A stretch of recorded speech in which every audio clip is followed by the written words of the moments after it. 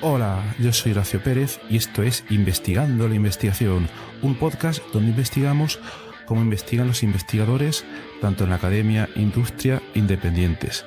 Todo ello mediante entrevistas y debates abiertos, técnicas y estrategias para mejorar todas las partes del proceso investigador y, no menos importante, opiniones abiertas que espero llamen tu curiosidad y te hagan también reflexionar.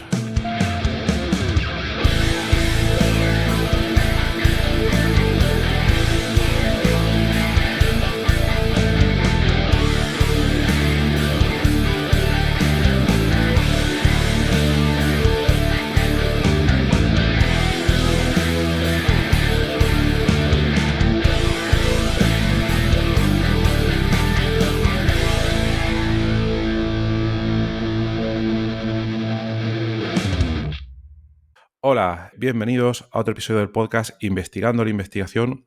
Hoy vamos a tratar un tema que pienso que puede ser bastante interesante y está relacionado con la investigación, la práctica y el estudio de tanto la resiliencia, me he trabado, como el optimismo. Y para ello tenemos el placer de tener aquí hoy a Óscar Sánchez Hernández. Hola Óscar, buenos días. Hola, buenos días, Horacio. Encantado de estar con vosotros, contigo, sí. Y muchas gracias por aceptar esta invitación para venir a hablar de tus investigaciones. Un muy breve resumen, voy a hablar de Óscar. Óscar Sánchez Hernández es profesor de Psicología en la Universidad de Murcia y es también profesor del máster en Psicología Positiva Aplicada de la Universidad Jaume I. Es también director del Centro de Psicología Clínica del Centro de Psicología Sander Psicólogos, ahora nos contará él más en detalle, y también es doctor europeo en Psicología Clínica y de la Salud. Ha realizado investigaciones sobre diversos temas. Hoy vamos a hablar de resiliencia y optimismo y al final del programa pondré en las notas un enlace a todos los trabajos que él tiene para quien lo quiera consultar más en detalle. Y ha realizado estancias de investigación en sitios que a mí lo leo y me parece bastante importante. Uno de ellos con el doctor, como comentábamos antes, doctor Mihaly, no lo voy a saber pronunciar, pero tiene un libro muy famoso que se llama Flow, que también probablemente comentaremos. Pues muchas gracias, Óscar. Si te podías presentar tú, que seguro que lo haces mejor. Nada, encantado. Bueno, eh, pues empezaría diciendo que, bueno, yo soy un apasionado de la psicología. Yo antes de estudiar psicología ya había hecho también ciencias empresariales, que también me gustó, pero me llamaba mucho la atención el tema de la motivación para las personas, ¿no? Y eso me llevó al tema de la psicología y me metí en la carrera pensando en la clínica, ¿no? En la terapia, ¿no? Que me apasiona también. Pero conforme iba también avanzando en la carrera, pues los estudios me parecían muy interesantes, empecé a meterme de alumno interno, ¿no? Con alguna beca de colaboración y empecé así, ese fue como el inicio, ¿no? De la investigación y había una idea que a mí me rondaba mucho en la cabeza, ¿no? Y era que, qué podemos hacer cuando, por ejemplo, en consulta vemos que viene una persona, ¿no? Y te viene con algo grave o te viene con un riesgo de ideación suicida o está pensando en suicidarse, ¿no? Eh, Siempre me viene a la cabeza qué se podría haber hecho, ¿no? Para prevenir esto, ¿no? Si alguien viene a consulta, que no sea por algo, porque está completamente ya desesperado, ¿qué se puede hacer para prevenir, para fortalecer la mente, ¿no? Y eso me llevó mucho al tema de la resiliencia. Y bueno, de ahí ya pues empecé a hacer un doctorado, como has comentado tú, Horacio, y empecé a trabajar con Javier Méndez Carrillo, que es el catedrático de la Universidad de Murcia, experto en niños y adolescentes. Y nos centramos mucho en intervenciones que se pueden hacer para hacer más resilientes, ¿no? En niños trabajamos también en adolescentes y eso me llevó a las estancias de investigación, que estoy muy agradecido por esa beca contrato predoctoral que me concedieron, que me permitió hacer todas esas estancias, ¿no? Que fueron realmente pues para mí muy apasionantes, ¿no? Y básicamente todo se ha centrado en eso, en buscar cómo fortalecer la mente, cómo adelantarnos, ¿no? A esa resiliencia para que indudablemente en la vida nos van a pasar cosas, eso no se puede evitar, pero al menos que estemos con la mente más preparada, más fuerte, ¿no? No solo a nivel individual, sino también a un nivel global, ¿no? O organizacional o comunitario, ¿no? Y ese sería un poquito el inicio. Vale, vale. Y una pregunta, ¿cómo sería todos otros episodios han sido de otras áreas, de cosas más técnicas que en principio no se ven en el día a día, pero quizás todos podemos tener alguna breve intuición de lo que pueda ser la resiliencia, el optimismo? Pero la primera pregunta sería, ¿cómo de diferente es la noción que tenga la psicología de estos dos términos, si difiere mucho del concepto común? Y luego, ¿cómo se investiga en estas áreas, en la rama de la psicología? Porque imagino que la investigación es más clínica, la que hacéis vosotros, o es más teórica, o brevemente, ¿cómo hacéis estos estudios? Mm. Bueno, el concepto de resiliencia va muy parejo a cómo en la física se entiende, ¿no? Que es tras una presión a un objeto, ¿no? Este objeto pues, va a tender a ceder, ¿no? Pero la tendencia que tiene a volver a su estado original, ¿no? En lo que sería la psicología y la psicología humana en particular, cuando un acontecimiento nos impacta, ¿no? Vamos a pensar, por ejemplo, en la pandemia, Ujú, que pasamos todos, ¿no? Pues claro, eso puede hacer también que los recursos psicológicos de la persona, ¿no? Pues se pudieran ver afectados, ¿no? Y puede afectar a su propia salud mental. Entonces, como cuando viene algo que nos impacta, la resiliencia habla de poder volver a tu punto original y de ahí ya empiezan a derivarse también otros conceptos, como por ejemplo el crecimiento postraumático, ¿no? Incluso después de ese impacto puedo incluso crecer o la posibilidad de poder crecer después de ese evento, ¿no? Pero básicamente sería eso, volver a recomponerme después de ese golpe. Mm. Y bueno, me has preguntado también cómo se investiga. Nosotros lo que hacemos sería, desde la psicología, que claramente pues tiene una parte que viene mucho de la psicología, de la filosofía, de la sociología, de la biología, ¿no? Las neurociencias se han metido mucho ahora también en temas de psicología, ¿no? Lo que intentamos ver es cómo crear estructuras psicológicas que están asentadas en estructuras cerebrales, claramente, como decía Ramón y Cajal, y claro, lo que intentamos es ver qué factores protegen a la persona, ¿no? Y unos pueden ser individuales, pero otros pueden ser familiares, otros pueden ser también incluso comunitarios. Por ejemplo, hablando de resiliencia, sabemos que la inteligencia, el autocontrol, el optimismo, la esperanza, estos son factores que cuando son altos en la persona les protege, por ejemplo, pero también a nivel familiar, que haya armonía, que haya cariño también. Variables sociodemográficas son importantes, por ejemplo, el nivel de estudio de los padres, el nivel de ingresos familiares que hay, pero también lo que rodea, ¿no? Al vecindario, si hay una sensación de seguridad, hay servicios de emergencia, hay también buenos colegios, si en la comunidad hay unos valores donde la violencia pues, no se contempla o se contempla poco, ¿no? Pues todo eso va a favorecer mucho que se dé también esa resiliencia o lo contrario, ¿no? Que lo contrario serían factores de riesgo para los problemas emocionales que cuando impactan en la persona, pues la hace más vulnerable a que tenga un problema de salud mental. ujú, ujú. Vale, y una pregunta que se me ha quedado en el tintero por lo que estabas comentando antes. Cuando estaba definiendo la resiliencia, me ha recordado un poco a la obra de Nicolás Nassim Taleb, este que escribió este libro del antifrágil. No sé si lo has leído o te Ese suena. no. No, vale, vale. Entonces, él define como que tres estados, ¿no? Define lo que es frágil, hace tres definiciones que se pueden aplicar en principio a todo, lo cual yo no lo comparto mucho, pero bueno, define lo frágil, lo robusto, que quizás iría en línea con esta resiliencia, y luego lo antifrágil, que mi duda era si se había aplicado en conceptos de psicología, etcétera. Pero, Interesante eso. pero bueno, interesante, vale. Y Bueno, luego también, en la línea pues, de lo que has comentado, de las últimas publicaciones que tenéis vosotros, eh, ¿habéis obtenido alguna novedad, algo que en principio no se supiera anteriormente por todos estos factores que has comentado y que se pueda aplicar para facilitar la resiliencia o el optimismo en las personas? bueno, con Javier Méndez y también con Judy Garber, que Judy Garber trabajó en el equipo de Martin Seligman, que es un psicólogo bastante reconocido en el campo de la psicología y uno de los padres de la psicología positiva, que viene a decir un poquito que tenemos que estudiar también, aparte de las debilidades humanas, las fortalezas, ¿no? y las emociones positivas. Eh, Nos metimos ya desde el 2008, 2009 en el estudio de lo que sería el optimismo. En la Universidad de Pensilvania, el grupo de Seligman ha investigado mucho, es uno de los programas más investigados, el programa de optimismo de Pensilvania, o también llamado el programa de resiliencia de Pensilvania, o el programa de prevención de depresión de Pensilvania, ¿no? Se ha nombrado de las tres formas. Y nosotros lo que hicimos fue una adaptación del programa y la aplicamos en niños. Y lo que vimos, que eso lo publicamos en un artículo, es que los niños que tenían más sintomatología depresiva eran los que más se beneficiaban del programa y al terminar el programa le había bajado esa sintomatología depresiva, ¿no?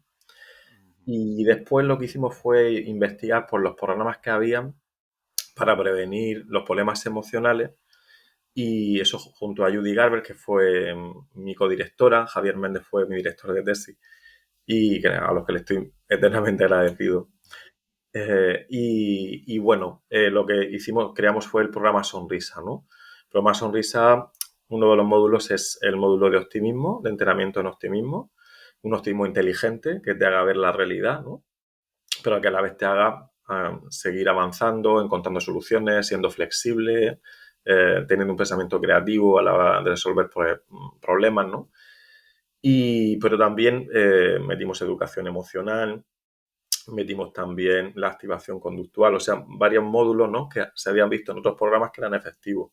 Lo aplicamos en la región de Murcia, en 7 centros educativos, y también obtuvimos buenos resultados, ¿no? Al finalizar el programa respecto al grupo control que no le había pasado, pues los adolescentes que habían pasado el programa tenían menos sintomatología depresiva, los padres los veían también con mejor estado de ánimo, también presentaban mejor bienestar psicológico.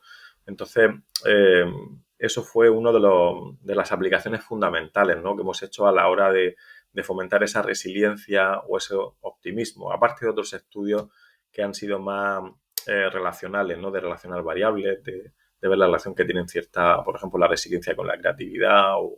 Sí. Ajá, ajá. Y aquí preguntarte dos cosas. No me gusta hacer dos preguntas juntas porque luego se olvida cuando uno está contestando una, ¿no?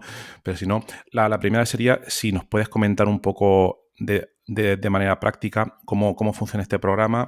Por ejemplo, si uno va al gimnasio y quiere ganar músculo, pues tiene que hacer tantas repeticiones durante tantos días, pero este programa Sonrisa, por ver en la práctica cómo funciona.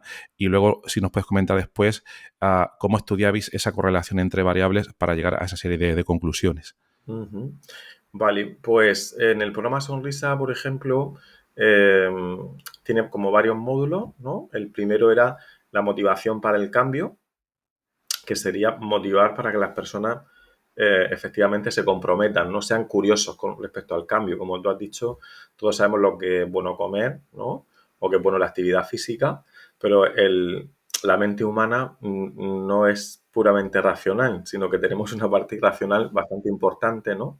Como ya Daniel Kahneman, el premio Nobel de Economía, ¿no?, que fue el primer no economista que ganó el premio Nobel de Economía, era psicólogo, y demostraba que efectivamente cuando tomamos decisiones lo que más tiene mucha fuerza nuestra parte emocional y racional, ¿no?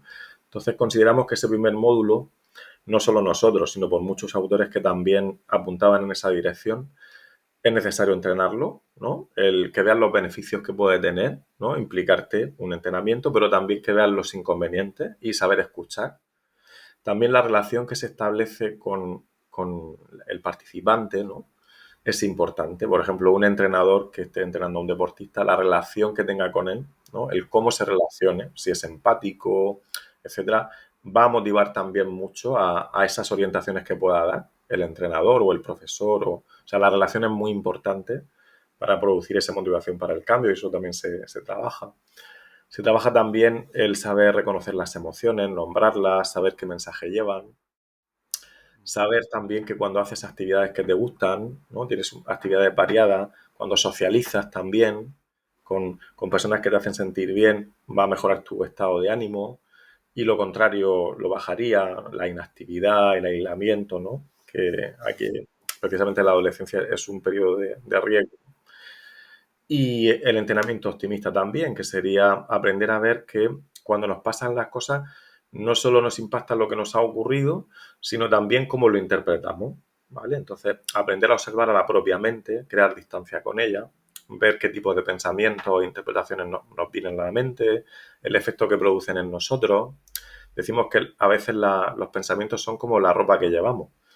La ropa que llevas tiene que ser adaptativa a donde estemos. Si, por ejemplo, ahora pues vamos en bañador por la calle, ¿no? Pues no sería adaptativo, ¿no? Aunque en Murcia no sé qué decir, Claro. porque no se va el calor, pero aunque estemos en la época que estamos, ¿no?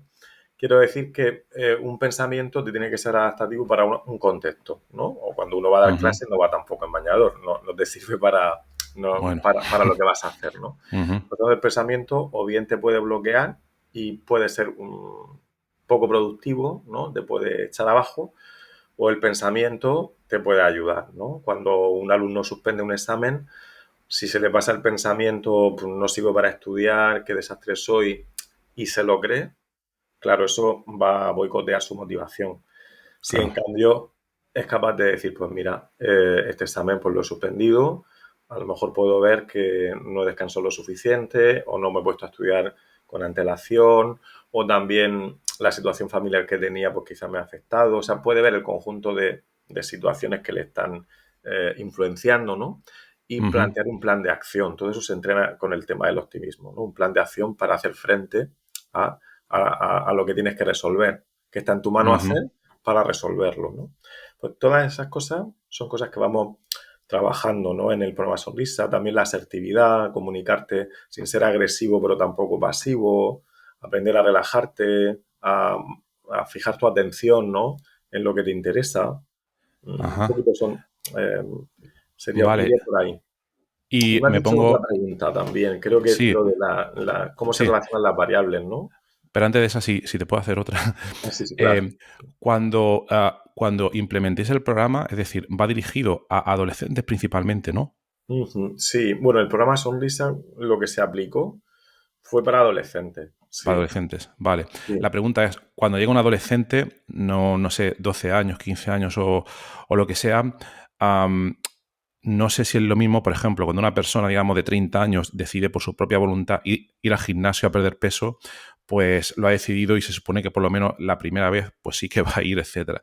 Pero no sé si en este tipo de programas son los padres los que sugieren al hijo o lo montan para que vaya el hijo y entonces al principio el hijo como que está un poco, el adolescente no está muy convencido y está la dificultad adicional de que hay que hacerle ver que al final todo va a ser bueno para él o para ella. No sé si es esa la mayor dificultad del programa o hay otras y Sí. cómo lo afrontáis.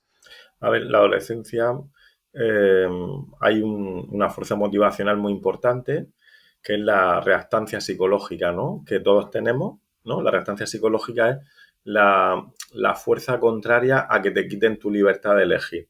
Vale. Ujú. En la adolescencia la necesidad de autonomía se hace muy patente, ¿no? Sobre todo respecto a los padres, de que yo he elegido esto por mí, no porque tú me lo has dicho, ¿no?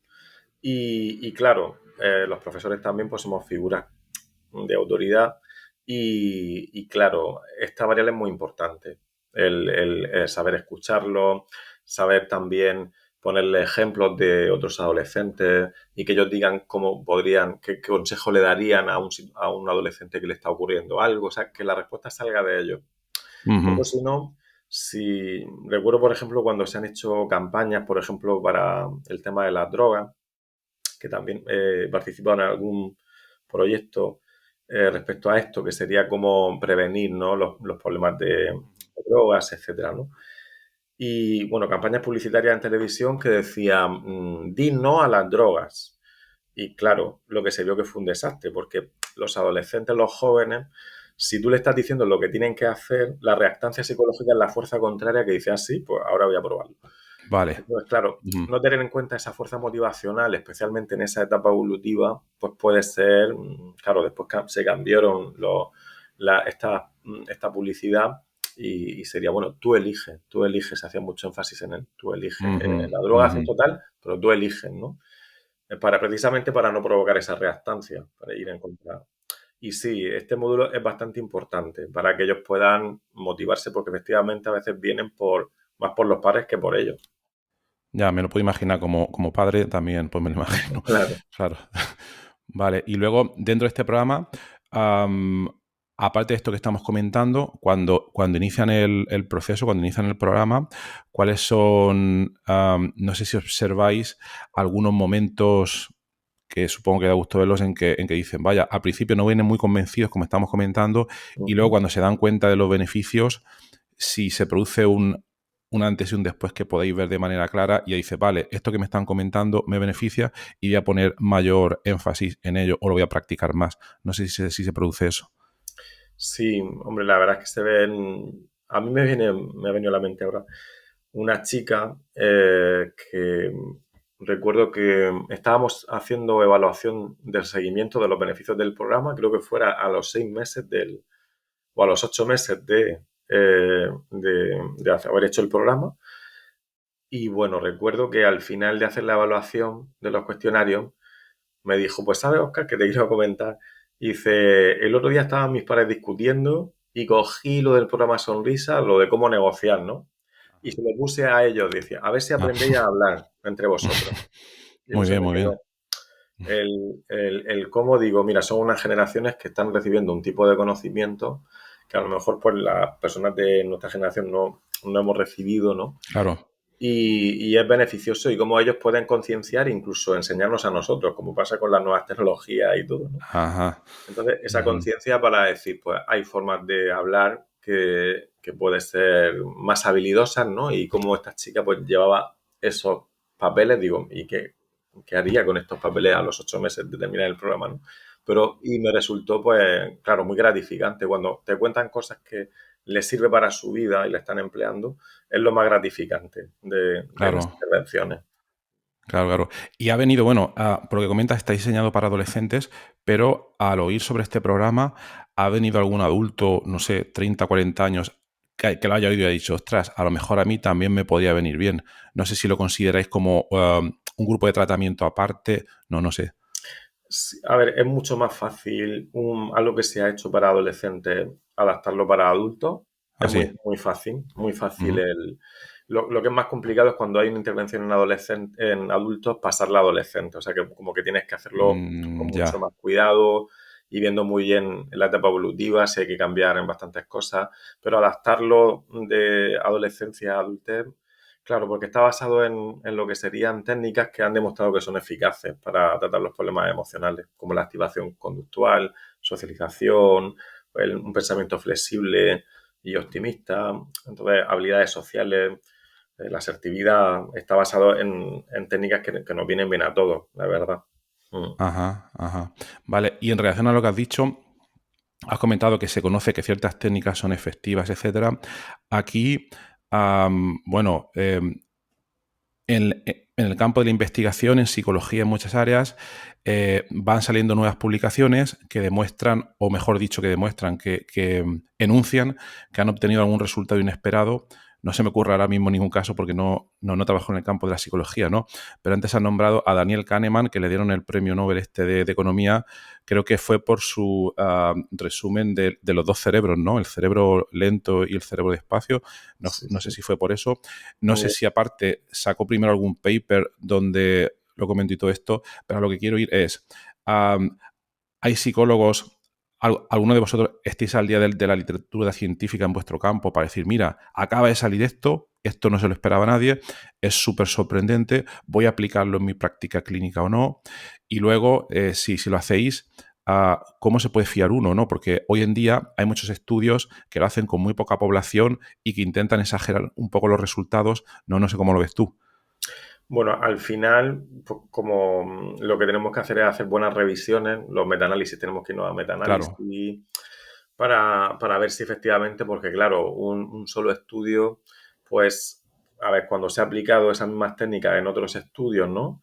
Y, por ejemplo, el programa Sonrisa aparece en varios metaanálisis de prevención de problemas emocionales y de bienestar psicológico, ¿no? Junto a otros programas, ¿no? Que también están investigando, pues, todas esas técnicas y todo, ¿no? Pues claro, esos metaanálisis pues, nos acercan más a ver que ciertas intervenciones, ¿no? Pues pueden ser mejor, por ejemplo, hablando de un metaanálisis sobre promoción del bienestar psicológico, porque no es lo mismo prevenir problemas emocionales que promover el bienestar psicológico, ¿no? Como que cualitativamente es diferente, ¿no? Aunque se haya creído que... Y, por Sí, ejemplo, hay técnicas de la psicología positiva que en esos metaanálisis lo que nos están señalando es que son muy interesantes, ¿no? A la hora de promover el bienestar psicológico. O sea, que son bastante efectivas. Entonces, nosotros, por ejemplo, lo que hicimos fue unir técnicas cognitivo-conductuales, la terapia cognitivo-conductual es la que más evidencia prácticamente tiene, terapias de tercera generación con técnicas de psicología positiva, porque nuestra intención era tanto prevenir problemas emocionales como promocionar el bienestar psicológico, que no es exactamente igual. claro, claro. Y claro, en esas revisiones es lo que nos da a nosotros pues el indicio de decir, pues mira, esta técnica, ¿no? Aparte de lo que sería tu práctica clínica, ¿no? Lo que se llama la práctica basada en la evidencia, ¿no? Que creo que es bastante interesante que haya mucha comunicación entre los clínicos, ¿no? Que aplican o también los psicólogos que hay o que deberían de estar en los colegios, institutos, ¿no? Aplicando intervenciones, los que están en centros sanitarios, los investigadores, los padres, o sea, esta comunicación que fluyera con más fluidez, ¿no? Y Claro, para la claro. redundancia, y que nos ayudaría mucho también a ver qué técnicas, ¿no? Van mejor. Nosotros como clínicos, la verdad es que claro, el cerebro es la maquinaria más compleja, se dice, del universo Ujú. y claro, aún está mucho por ir descubriendo, pero también es verdad que también se sabe mucho y que falta mucho aplicar lo que se sabe. Sí, o sea que está el conocimiento ahí, ¿no? En múltiples publicaciones, diferentes fuentes de información, pero que no se está aplicando por diversos motivos. Claro, por ejemplo, si hablamos de resiliencia, un factor fundamental para fomentar la resiliencia es fomentar un apego seguro, una vinculación, ¿no? Saludable entre la madre, hijo. O sea, yo, como te comentaba antes de la entrevista, pues he vuelto a ser padre hace 20 meses, ¿no? Me dejé a Ana Sofía. Y bueno, mi mujer también es psicóloga, trabajamos juntos los dos. Y bueno, decíamos, pues bueno, a ver si, bueno, en este camino que estamos empezando, aparecen también protocolos, ¿no? Donde hay un fomento de la salud mental, información, orientación. Desgraciadamente, todo lo que se sabe, lo que se aplica en la práctica es mínimo. Lo que vemos que están orientando, informando, pues la lactancia materna, pero precisamente estamos también estudiando un poquito eso, ¿no? Por ejemplo, se sabe que la educación emocional, el fomento del apego seguro para la resiliencia sería fundamental en las primeras etapas. Hicimos un pequeño estudio a padres, también incluso profesionales de pediatría, y para ver si aplicaban protocolos de apego seguro, de crianza saludable, y es mínimo lo Nada. que se Sí. está, muy poco. Entonces, lo que se sabe tampoco se está aplicando. Entonces, eso sí que, por lo menos la conciencia está subiendo, eso sí. La conciencia en salud mental sí que está subiendo, pero nos falta mucho aplicar lo que ya se sabe y bueno, y seguir avanzando en investigación porque el cerebro humano tiene ahí mucho, mucho que dar. Claro, claro, claro.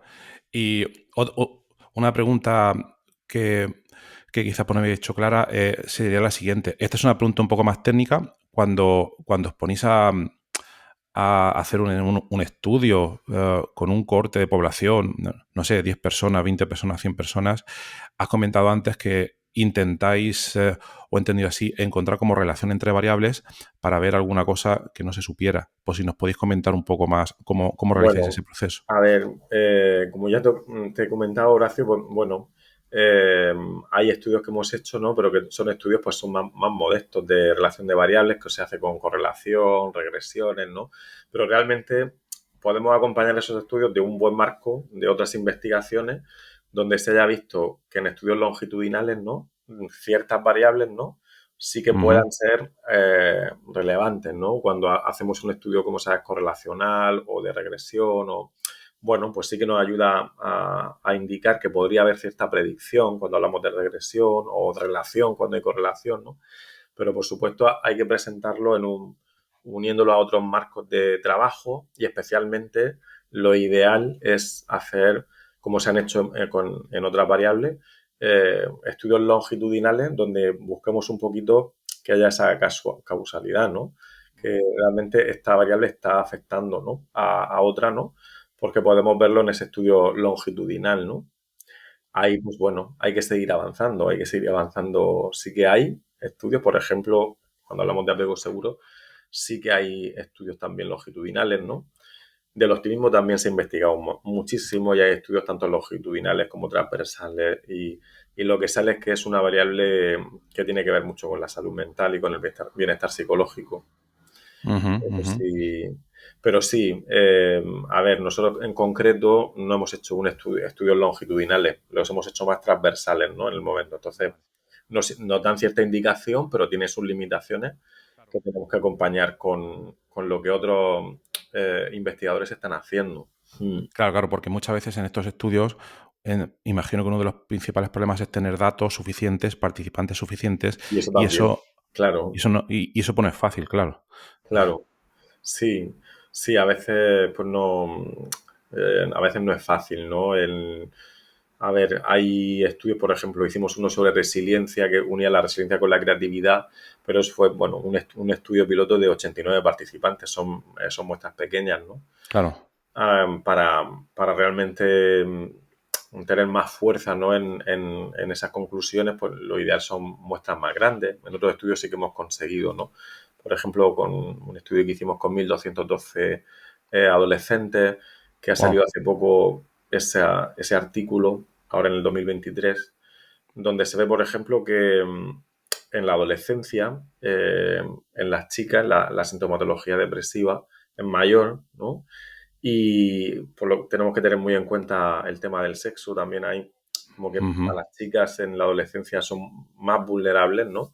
Y tenemos que estar especialmente atentos, ¿no? Y también en ese estudio lo que veíamos es que cuando, a partir de los 12 años, de los 12 a los 13 14, ¿no?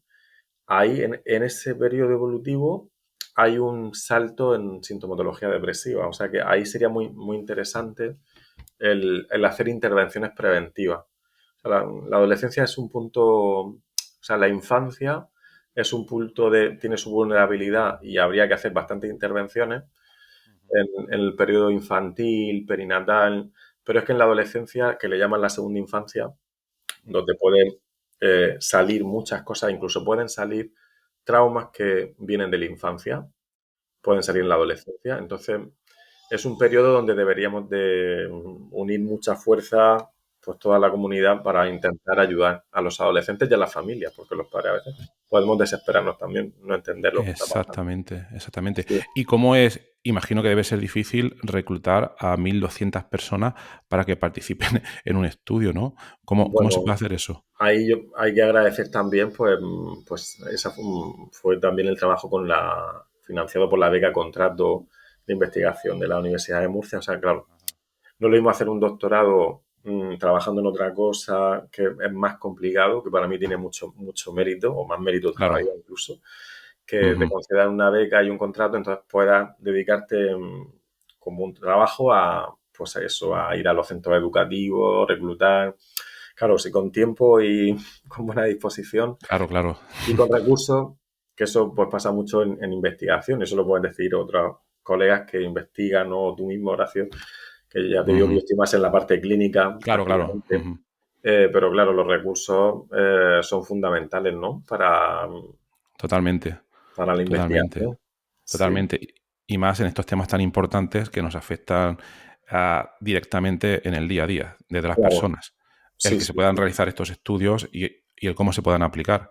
Claro, Quizás hay otras áreas que sean, yo pienso que todas las áreas son importantes y necesarias. Hay otras áreas de ciencia fundamental, investigación en matemáticas, que quizás no se ve la aplicación hasta dentro de 50 años, ¿no? Pero claro. aquí quizás todas estas conclusiones se pueden aplicar al día siguiente cuando alguien las lee, etcétera, ¿no? Entonces Sí. aquí me surge otra pregunta.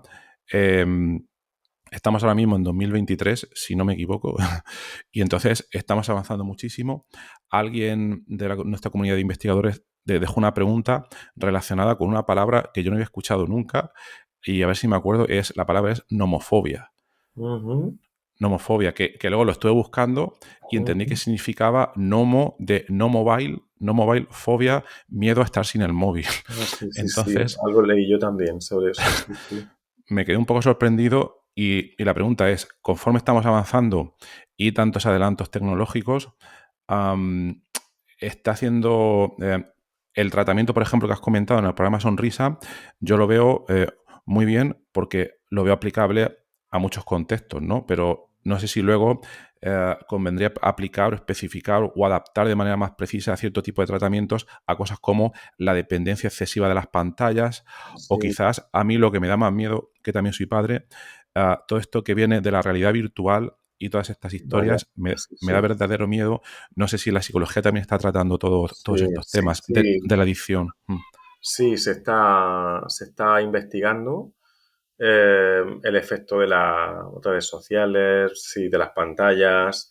A ver, lo que ya se sabe, y eso lo saben muy bien los creadores pues de estos programas de LinkedIn, de todo Claro, esto. claro, sí, totalmente, claro. Lo saben y no llevan a su hijo a colegios donde hayan pantalla. O sea que, claro, sobre todo en los primeros años lo que se ha visto es que la pantalla lo que hace, las pantallas lo que hacen es estimular un tipo de circuito cerebral que tiene que ver más con los centros del placer, que tienen que ver con los centros adictivos, ¿no? Y en cambio otro tipo de juegos pues pueden producir fascinación, pueden producir, ¿no?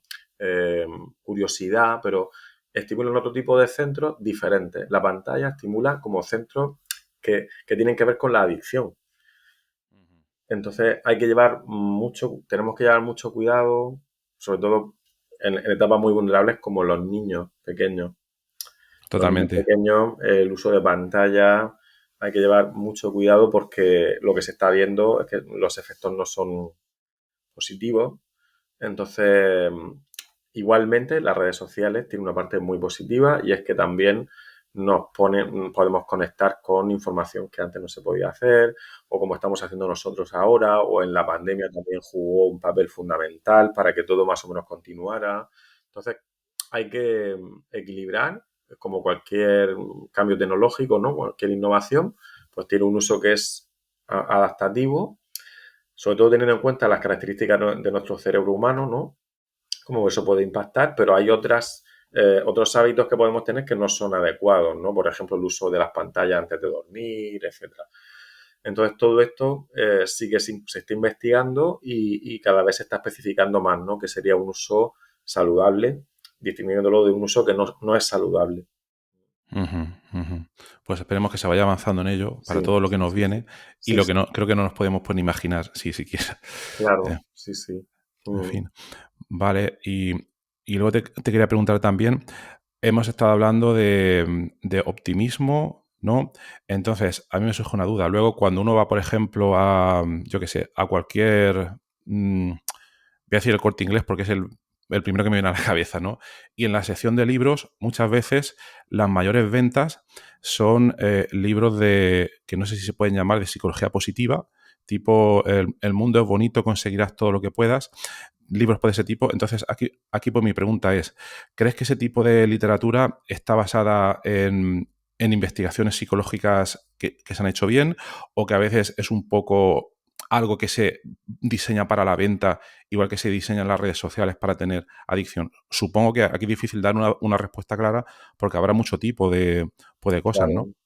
A ver, yo creo que pueden haber buenos divulgadores, ¿no? Que bajo la apariencia de un título que suena así como muy happy, ¿no? Eh, detrás haya mucha ciencia, ¿no? Realmente esté basado en ciencia, pero es cierto que también hay otros de autoayuda, divulgación, que no están basados en ciencia, están basados en frases bonitas, en frases... Entonces yo creo que sí que sería aconsejable, ¿no? La ciencia creo que es una herramienta para intentar encontrar la verdad, ¿no? En todo el campo de opiniones que podemos tener, porque parece que todo el mundo puede opinar sobre educación, sobre psicología, sobre crianza, como... Y una cosa es la Claro, opinión, que todo el mundo tenemos derecho a decir nuestra claro. opinión, pero una cosa es lo que la ciencia, la evidencia está diciendo. Entonces, lo ideal sería que en este mar de informaciones, ¿no? Hacer llegar pues todas esas publicaciones que están ahí, divulgarlas. Creo que lo que tú estás haciendo, Horacio, va por ahí, ¿no? Ayuda a Ujú, divulgar, ¿no? ujú, Muchas sí, cosas que pueden quedar en tesis doctorales, en exacto, artículos de exacto. investigación, que es una pena también, porque entonces se queda ahí y después se sigue hablando de cosas que se opinan, ¿no? Pero no están basados en la evidencia.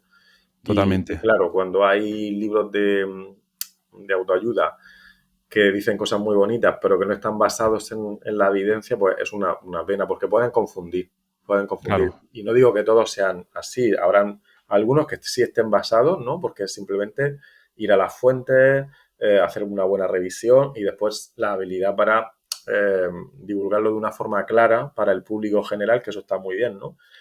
Pero lo ideal es totalmente. que esté basado en la evidencia, ¿no? De hecho, ha hecho mucho daño el tema de la psicología positiva, a veces no se ha entendido, porque realmente si buceamos en las publicaciones de psicología positiva, vemos que hay publicaciones en muy buenas revistas, hay muy buenos metaanálisis, o sea que tenemos evidencia científica de lo que sería su influencia, lo que estas intervenciones no promueven, ¿no? Los beneficios que tienen, pero si se desvirtúa, ¿no? O si cuando uno hace un artículo de investigación y está estudiando una variable, pero después a la hora de explicarlo cambias el contexto completamente, Ujú, estás dando ujú. un mensaje que no va por ahí, que no tiene que ver con lo que se ha investigado. Entonces, es importante que se transmita y se intentemos transmitir información que esté basada en la evidencia, en la evidencia. Totalmente. Sí. Mm. Totalmente, totalmente. Muy bien, muy bien. Pues ya para ir terminando, te preguntaría ¿qué recomendarías a alguien que, esta es una pregunta que siempre suelo hacer, alguien que esté escuchando esto y que, por ejemplo, quizás está estudiando psicología, ¿no? Y que dice, ostras, pues yo me estaba planteando realizar investigación o no, no sé si hacer el doctorado o no, a ese tipo de persona, qué le recomendarías desde tu experiencia y opinión subjetiva, claro? Ujú. Bueno, que si es algo que tienen, que les llama mucho la atención, un ámbito en particular, ¿no? Algo que quieran investigar, ¿no? Es como una pasión, ¿no? Porque que la lleven a cabo. Desde luego, yo creo que cuando uno tiene un apasionamiento con algo y viendo también pues todas las consecuencias, viendo también ese camino lo que conlleva, también el camino de investigación, pues también tiene sus dificultades, no está suficientemente valorado, es un camino, ¿no? Que no hay un plan de carrera claro, ¿no? Tampoco, y eso es una pena también, porque Mm, entonces ujú. muchos investigadores pues dejan de serlo por eso también, ¿no? Porque dicen, mira, si es que al final tengo que dejar a mi familia y me tengo que ir fuera y me tengo que... Entonces, claro, sabiendo dónde uno se mete, ¿no? A la vez, Claro. si es tu pasión y viendo también pues, el contexto, pues yo por supuesto animaría, ¿no? Yo creo mucho en la investigación, porque la investigación, el método científico, es un método para llegar a la verdad, a buenas aplicaciones.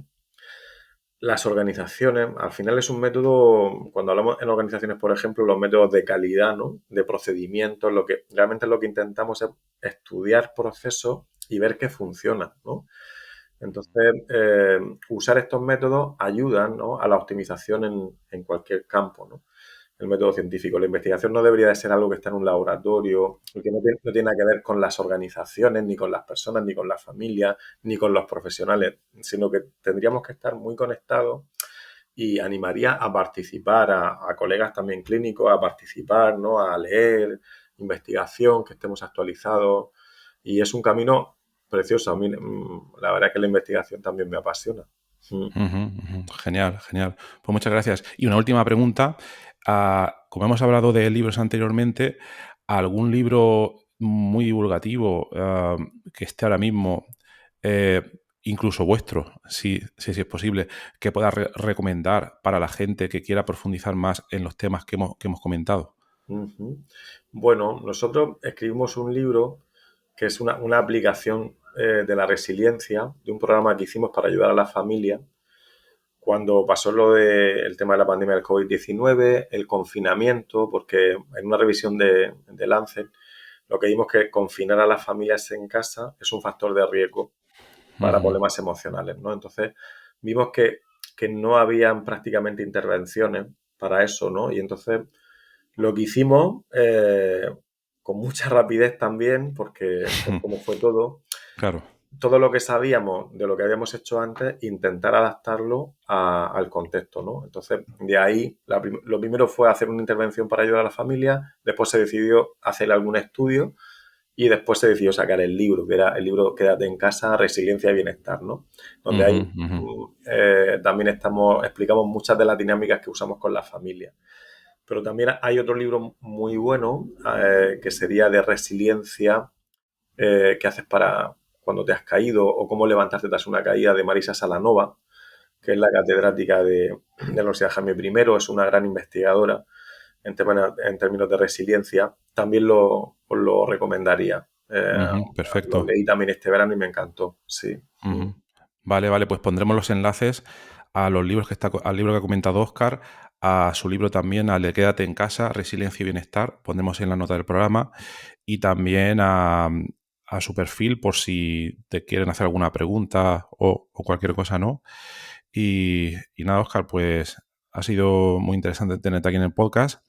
Hacéis una investigación súper interesante y creo muy, muy necesaria con todos los problemas pues, que tenemos ahora mismo de optimismo, falta de optimismo, resiliencia, falta de resiliencia, etcétera, en el tiempo en el que estamos. Así que muchas gracias por venir y nada, te deseamos lo mejor con tus investigaciones. Muchas gracias, Horacio. Un placer estar contigo, con vosotros. Gracias. Chao, hasta la próxima. Chao.